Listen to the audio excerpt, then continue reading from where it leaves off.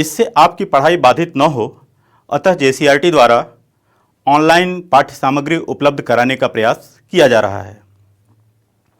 आप 9वीं कक्षा की परीक्षा देकर 10वीं कक्षा में चले जाएंगे।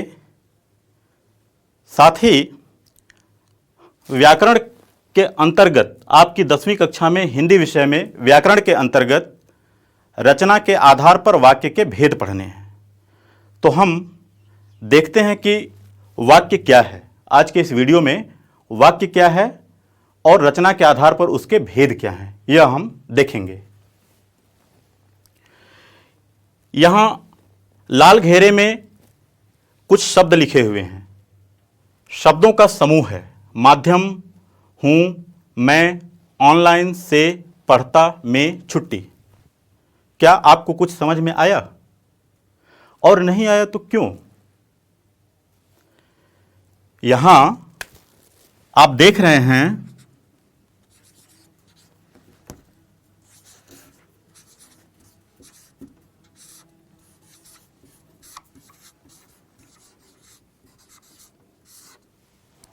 शब्दों का समूह है, लेकिन इन शब्दों के समूह से कोई अर्थ स्पष्ट नहीं हो रहा है। क्यों? क्योंकि इनमें क्रमबद्धता नहीं है। क्रमबद्धता से क्या तात्पर्य है? हर भाषा के अपने व्याकरण का एक नियम होता है।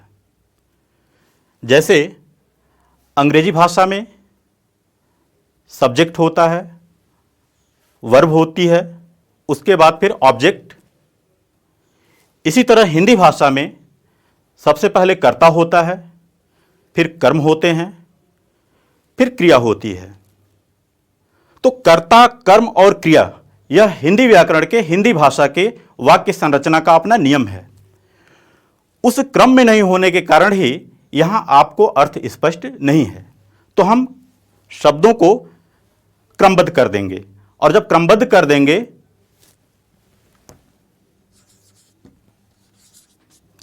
क्रमबद्धता लाते ही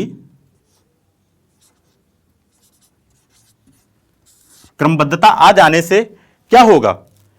इसका अर्थ स्पष्ट हो जाएगा, सार्थकता आ जाएगी। तो हम क्रमबद्ध करके देखते हैं। सबसे पहले इसको लेते हैं। मैं, करता है, छुट्टी में,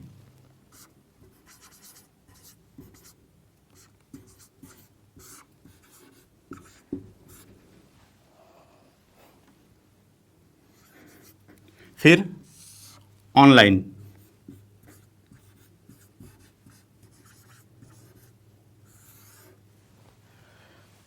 माध्यम,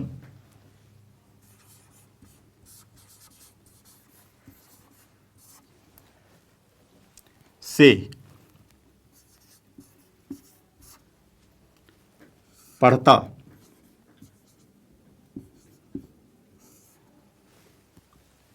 हूं।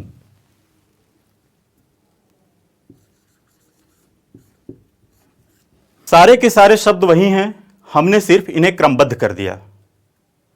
और अब आप पढ़कर देखिए, मैं छुट्टी में ऑनलाइन माध्यम से पढ़ता हूं। हम यहां खड़े होकर ऑनलाइन माध्यम से आपको पढ़ा भी रहे हैं। क्रमबद्ध कर देने भर से क्या हुई? सार्थकता आ गई। इस वाक्य में सार्थकता आ गई, और इस वाक्य के माध्यम से जो विचार व्यक्त किया गया है वह विचार पूर्ण हो गया। तो चौथी चीज, विचार पूर्णता।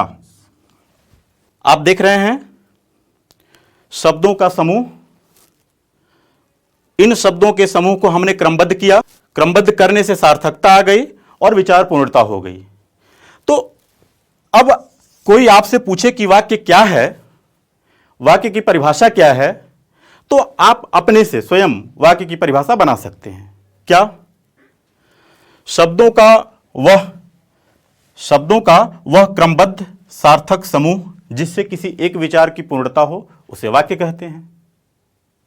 स्पष्ट हुआ आपको? अपने से आप परिभाषा बना सकते हैं। तो यह वाक्य हुआ। अब यही मैं एक और बात आपको स्पष्ट कर देना चाहता हूं। जब आप बाहर से कक्षा में आते हैं और आपके शिक्षक पढ़ा रहे होते हैं तो आप पूछते हैं, श्रीमान क्या मैं अंदर आ सकता हूं? और वह शिक्षक महोदय सिर्फ एक शब्द बोलते हैं, हां।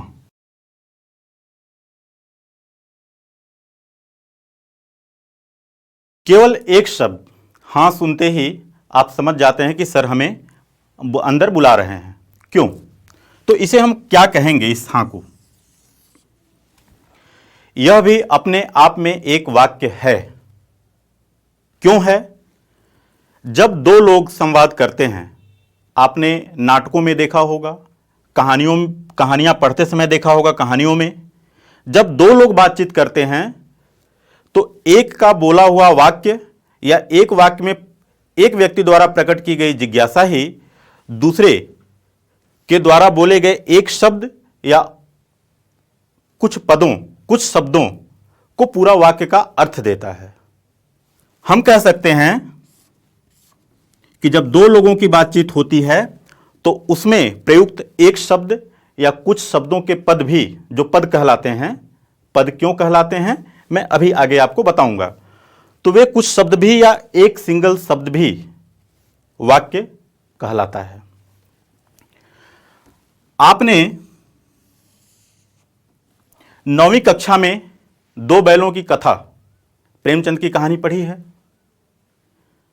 क्या आप जानते हैं वह पूरी की पूरी कहानी भी एक महावाक्य कहलाती है। मतलब इस विचार पूर्णता के कारण उस पूरी की पूरी कहानी को जब आप पढ़ते हैं तो उससे एक विचार की पूर्णता होती है। तो इस एक विचार की पूर्णता के कारण वह पूरी की पूरी कहानी एक महावाक्य कहलाती है। तो वाक्य का दायरा बड़ा विस्तृत है। वह पूरी की पूरी कहानी क्या कहलाती है? महावाक्य। आपने देखा कि यहां जो कुछ शब्दों के समूह थे हमने उनको क्रमबद्ध किया। क्रमबद्ध करने से उनमें सार्थकता आ गई और एक विचार की पूर्णता हुई, उसे हमने वाक्य कहा। इसके बाद आपने देखा कि एक शब्द भी वाक्य का काम करता है। कहां? संवादों में, नाटक के संवादों में, कहानियों के संवादों में या आपसी बातचीत के दौरान। आप यह भी जानें कि पूरा का पूरा आपका एक पाठ जिनमें हजारों शब्द होते हैं वह भी एक महावाक्य कहलाता है। क्यों? क्योंकि उससे एक अर्थ या एक विचार की पूर्णता होती है। अब हम आते हैं वाक्य की परिभाषा पर। वाक्य की परिभाषा कैसे बनाएंगे? यहां शब्दों का समूह तो है जरूर, लेकिन जब वाक्य की परिभाषा बनाएंगे तो हम शब्दों नहीं लिखेंगे उस परिभाषा में। क्या लिखेंगे? मैं परिभाषा पढ़ता हूं, आप देखें। पदों का वह क्रमबद्ध एवं सार्थक समूह जिससे किसी एक विचार की पूर्णता होती है उसे हम वाक्य कहते हैं। आप देख रहे हैं यहां शब्दों का समूह है, लेकिन परिभाषा में मैं बोल रहा हूं पदों का वह क्रमबद्ध एवं सार्थक समूह। तो शब्द और पद ये दोनों क्या हैं और इन दोनों में क्या अंतर है, आइए मैं आपको समझाता हूं। आप कोई एक शब्द ले लीजिए, गया।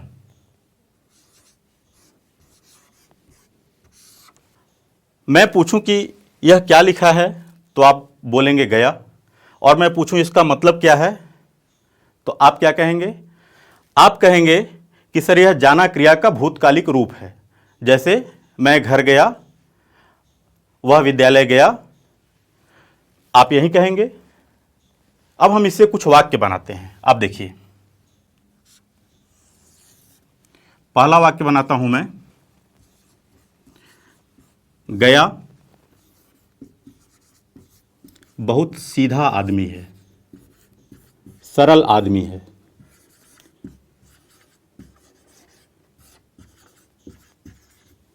गया बहुत सरल आदमी है, सरल स्वभाव का आदमी है। एक और वाक्य आप देख लीजिए, मैं अपने घर गया। एक और वाक्य देखिए आप, मेरा घर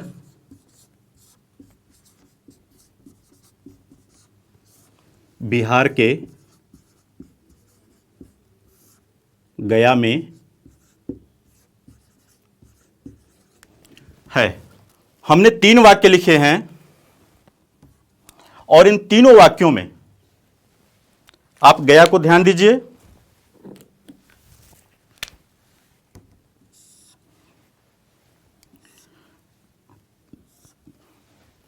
यहां गया क्या है?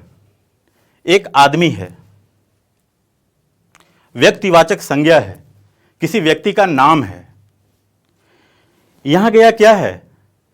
क्रिया है, भूतकाल की क्रिया है, जाना क्रिया का भूतकालिक रूप है। यहां गया क्या है? बिहार में स्थित, बिहार प्रांत में स्थित एक जिले का नाम है। आपने देखा, एक ही शब्द 3 वाक्यों में 3 अर्थों में आ गया। इसीलिए जैसे ही कोई भी शब्द वाक्य में प्रयोग होता है, तुरंत वह शब्द नहीं रह जाता, पद कहलाता है। क्या कहलाता है? पद कहलाता है।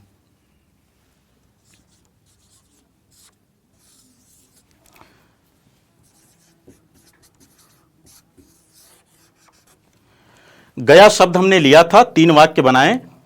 अब इसमें देखिए कितने पद हैं, 1 2 3 4 5। इस एक वाक्य में 5 पद हैं, शब्द नहीं है। क्योंकि इस शब्द का अर्थ इस वाक्य के अनुसार हो गया, स्वतंत्र नहीं रह गया। शब्दों के अर्थ स्वतंत्र होते हैं। जब मैंने गया शब्द कहा था, गया शब्द बोलते ही आपके मन में जाना क्रिया का भूतकालिक रूप आया होगा, लेकिन जब हमने वाक्यों में प्रयोग कर दिया तो तीनों वाक्यों में 3 अर्थ हो गए। तो शब्दों के अर्थ स्वतंत्र होते हैं, लेकिन जब वह वाक्य में प्रयोग होते हैं तो वाक्य में प्रयोग होते ही उनका अर्थ वाक्य के अनुसार हो जाता है। इसीलिए शब्द स्वतंत्र होते हैं और पद वाक्य के अनुसार उनके अर्थ निश्चित होते हैं। यह शब्द और पद में अंतर है। अब हम वाक्य की परिभाषा पढ़ते हैं। तो वाक्य की परिभाषा क्या होगी? पदों का वह क्रमबद्ध एवं सार्थक समूह जिससे किसी एक विचार की पूर्णता व्यक्त हो, उसे वाक्य कहते हैं। विद्यार्थियों, आप अपने घरों में, विद्यालय में या जहां कहीं जाते हैं या जिस किसी के साथ होते हैं, हमेशा बातचीत करते रहते हैं। जितनी बातचीत है वह सब की सब वाक्यों में ही होती है। क्यों? क्योंकि आप अपने विचार कहते हैं, दूसरे के विचार सुनते और समझते हैं। तो यह जो विचारों का आदान प्रदान होता है, यह वाक्यों में ही संभव है। अतः आपने देखा कि वाक्य आपके जीवन का हिस्सा है। अब आप वाक्य के बारे में जान चुके कि वाक्य क्या है, वाक्य की परिभाषा आप जान गए और शब्द और पद के अंतर को आप समझ गए। आप यह समझ गए कि वाक्य में प्रयोग किए हुए शब्द शब्द नहीं कहलाते बल्कि पद कहलाते हैं। इतना आपने जान लिया। अब रचना के आधार पर वाक्य जो आपके पाठ्यक्रम में है, रचना के आधार पर वाक्य के क्या भेद हैं जो आपके पाठ्यक्रम में निर्धारित है, आइए अब हम उसे देखें।